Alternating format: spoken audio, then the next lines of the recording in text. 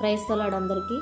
మరి మనము ధ్యానిస్తున్న ప్రకారం మత్తయి సువార్త 6వ అధ్యాయం నుండి కొన్ని ప్రశ్నలు షేర్ చేస్తున్నాను. తప్పకుండా లైక్ చేయండి.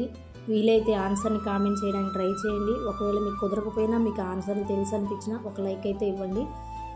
ఈరోజు మనం 6వ అధ్యాయం నుండి కొన్ని ప్రశ్నలు అడుగుదాం.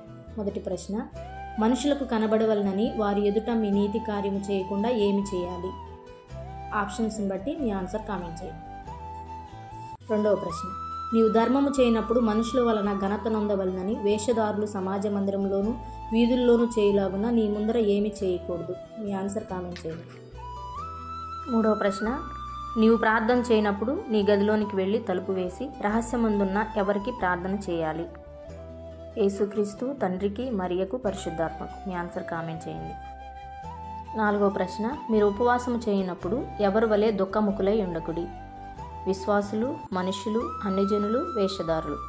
మీ ఆన్సర్ని కామెంట్ చేయండి. ఐదవ ప్రశ్న, భూమి మీద మీ కొరకు డాష్ కూర్చుకొనవద్దు, ఇక్కడ చిమ్మటయు తుప్పును తినివేయును. ఆహారము, గొప్ప పేరు, ధనము, బంగారం. మీ ఆన్సర్ కామెంట్ చేయండి. ఆరవ ప్రశ్న, ఆహారము కంటే ప్రాణమును, వస్త్రము కంటే ఏది గొప్పది? ధనము, దేహము, బంగారము, గొప్ప పేరు. మీ ఆన్సర్ కామెంట్ చేయండి.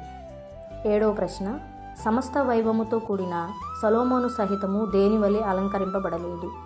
యెరూషలేము, మందిరము, అడవి పువ్వులు, బంగారము. వీటిలో మీ ఆన్సర్ కామెంట్ చేయండి. ఎనిమిదవ ప్రశ్న, ఏమి తిందుమో, ఏమి త్రాగుదుమో, ఏమి ధరించుకుందుమో అని చింతింపకుడి, వీటన్నిటి విషయమై ఎవరు విచారింతురు? మనుషులు, విశ్వాసులు, అన్యజనులు, జంతువులు. మీ ఆన్సర్ కామెంట్ చేయండి. వీడియో ఎండ్ వరకు చూసిన మీ అందరికీ నా కృతజ్ఞతలు. తప్పకుండా వీలైతే ఆన్సర్ చేయండి, కామెంట్ చేయండి.